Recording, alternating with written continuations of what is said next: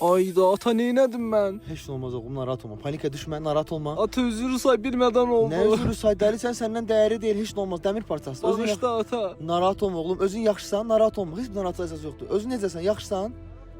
Hə, yaxşıyam ben. Heç narahat olma oğlum. Gəl sən düş, mən sürüm, sən narahat olma. Arkada istirahət elə. Gəl su içmək istəyirsən, su verim sənə. Gəl su verim, özünə gəl. Çok sağ ol. Narahat olma oğlum.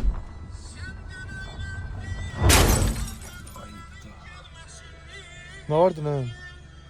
Ata işine. Nə işlə, nə vardın deyirəm? Ay işine bir balaca orasını sürttüm. Bunu mu istəyirdin? Ata ne vardı bir Ha? de sürt.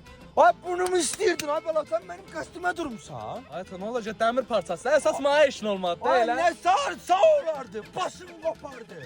Bu maşını niyə zorla niyə çapırsan bu maşını? Ata ne olsun ki bir de demirden ne olacak? Ay anqır, ara bax gördün sən maşın məndən. Ata ne Nə də bir sürüm öyrənmişəm. Ay, səni başını partladarım. Ne vardı mema? Bunu verim.